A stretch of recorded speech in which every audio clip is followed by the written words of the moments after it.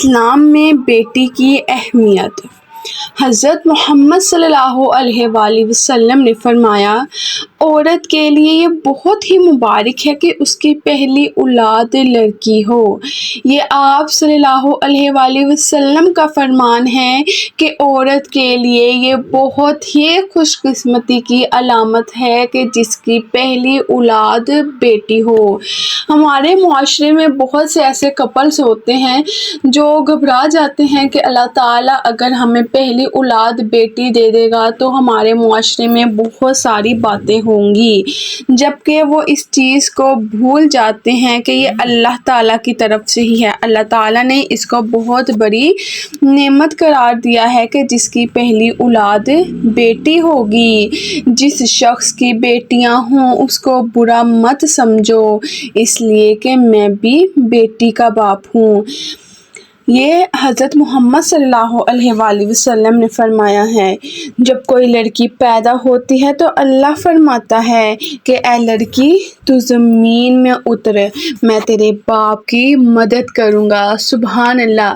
اللہ تعالیٰ نے بیٹیوں کو اس قدر رحمتوں سے نوازا ہے کہ جس گھر میں یہ رحمت اترتی ہے تو اللہ تعالیٰ جو ہے وہ پورے حوصلے کے ساتھ کہتا ہے کہ تو فلاں گھر میں اتر، تیرے باپ کی مدد میں کروں گا۔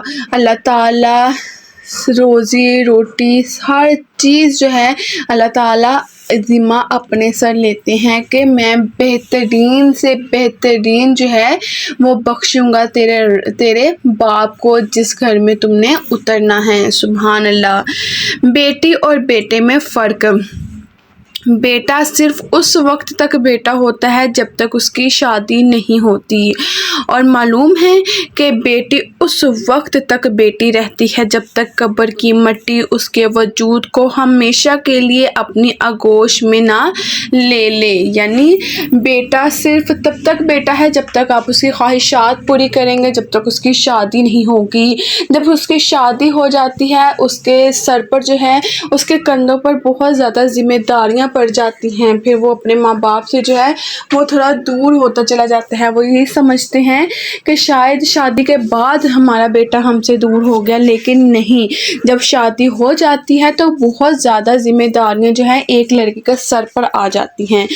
تو بیٹی کیا ہے؟ بیٹی تب تک بیٹی رہتی ہے، بیٹی شادی کے بعد بھی اپنے ماں باپ کا جو ہے وہ دکھ درد سب کچھ جو ہے وہ محسوس کر لیتی ہے کہ ہمارے والدین آخر کہاں پر پریشان ہیں۔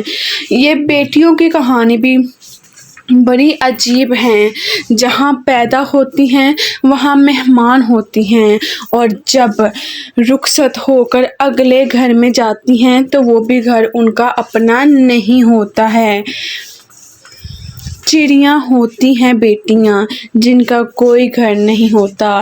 بیٹی وہ نعمت ہے، وہ رحمت ہے۔ جب حضرت فاطمہ آپ صلی اللہ علیہ وآلہ وسلم کے پاس تشریف لاتی تھیں تو اللہ کے محبوب صلی اللہ علیہ وآلہ وسلم بھی استقبال کو اٹھ کھڑے ہوتے تھے کہ میری بیٹی آئی ہے۔ بیٹی کی عزت اور مرتبے کا اندازہ اس چیز سے لگایا جا سکتا ہے، دونوں جہاں کے جو ہمارے پیغمبر ہیں وہ جب اپنی بیٹی آتی تھی وہ اپنی بیٹی کے استقبال کے لیے اٹھ کھڑے ہوتے تھے۔ ہمیں بھی جو ہے آپ صلی اللہ علیہ وآلہ وسلم کی جو ہے یہ سنت اپنانی چاہیے کہ جب بھی ہماری بیٹیاں بہنیں آئیں تو ان کے استقبال کے لیے کھڑے ہوں، کیونکہ یہ اتنا رتبہ جو ہے ہمارے اللہ نے ہمیں دیا ہے۔ بیٹی درد سہ سکتی ہے مگر اپنی توہین نہیں۔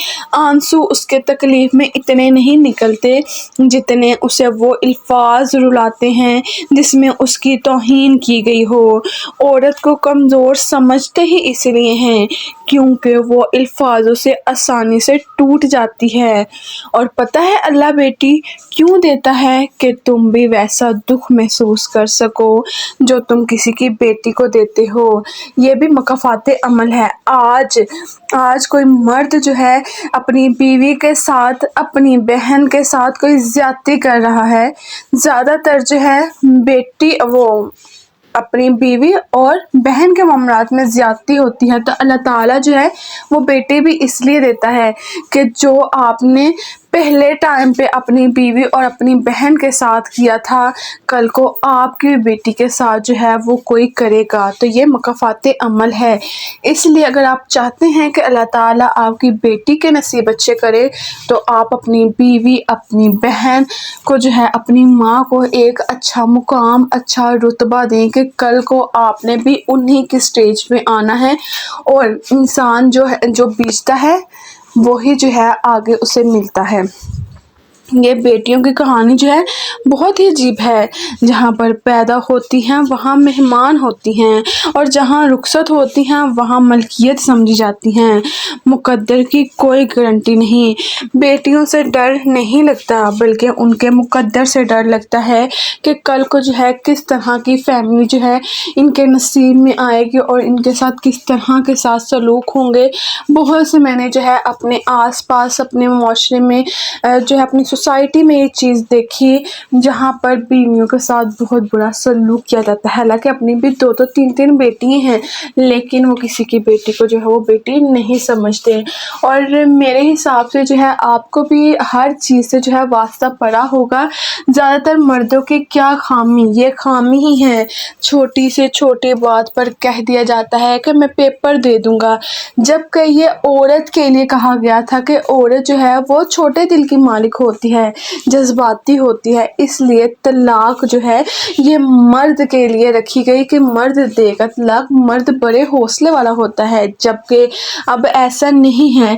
اب مردوں کے حوصلے جو ہیں وہ کم ہوتے جا رہے ہیں، اور عورتوں کے حوصلے جو ہے وہ بلند ہوتے جا رہے ہیں، اور یہ قیامت کی طرف جو ہے ہمیں یہ چیز لے کر جا رہی ہے کہ جو ہمارے قرآن کے اپوزٹ جو چیز چل رہی ہے یہ کیا ہے؟ یہ قیامت ہی ہے کہ ہمارے مرد جو ہے بالکل جذباتی ہو گئے ہیں، ہر چھوٹی سے چھوٹی بات پر کہتے ہیں کہ میں تمہیں طلاق دے دوں گا، جبکہ یہ چیز جان لیں کہ اگر اللہ تعالیٰ نے یہ اتنا بڑا آپ کو جو ہے مرتبہ دیا ہے کہ جب آپ سے کچھ نہ بن پا رہے، یہ لاسٹ بالکل سٹیج ہوتی ہے۔ یہ نہیں ہوتا کہ گھریلو معاملات میں چھوٹی چھوٹی باتوں پر آپ جو ہے ایک اپنی بیوی کو کہہ دیں کہ میں تمہیں طلاق دے دوں گا، یہ اللہ کے جو ہے بارگاہ میں اس کی پکڑ لازمی ہوگی۔ اور یہ یاد رکھنا، یہ وہ مرد حضرات لازمی جو ہے ویڈیو دیکھ لیں، سن لیں کہ اللہ کی بارگاہ میں ان کا جو ہے وہ حساب برابر لیا جائے گا۔